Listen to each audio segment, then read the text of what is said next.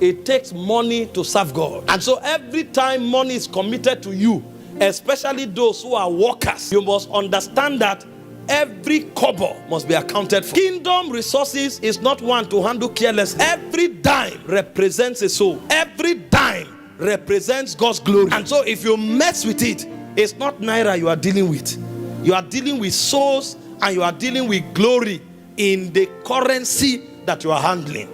If you don't understand it and you mismanage kingdom funds, there are consequences. The Bible said in Zechariah 1:17, cry out loud. Tell them, my cities through prosperity shall yet be spread abroad. So every kingdom resources is directly proportional to a degree of spread. So kingdom advancement is calculated in terms of currency. And so the money you are carrying is not something you handle carelessly. God considers it as a spread.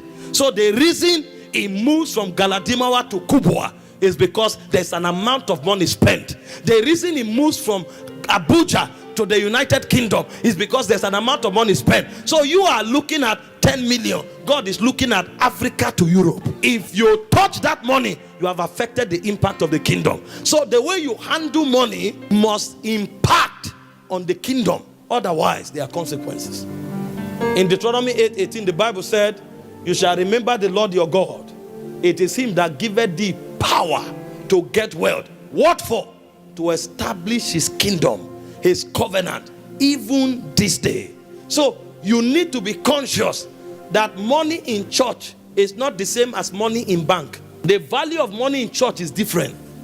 The money on the altar is somebody's faith. Somebody is trusting God for the fruit of the womb and expressed her faith by putting the money on the altar. You carry it, you say, this is 5,000 naira. You are joking. That is a baby you are carrying. If you mismanage that money, you are in trouble. You carry 1,000. You say, this is 1,000. That's somebody's worship. Somebody came and dropped that money, weeping and worshiping God. You mismanage that money. You have mismanaged God's worship. I'm telling you why some, instead of being blessed as workers, they are cursed. You don't know these things. You will take kingdom service for granted. Even if they give you kingdom money, don't spend it and pay back.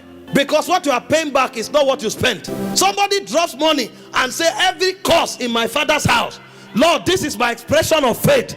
I put this 10,000 to break the cost. You carry 10,000, you spent it, you replace 10,000. You are doing a deal, you don't know what you are doing. You know? The first 10,000 you spent is the cost of a lineage. The one you replace is 10,000. The one you spent is a cost. And so the grace and the anointing that should terminate the cost is what you have put on yourself. Service in the house of God is sacred. It's not a joke. But what is the beauty? These are the things God has entrusted us with. These are the things God has committed to us. So we have become partakers and participators of divine administration.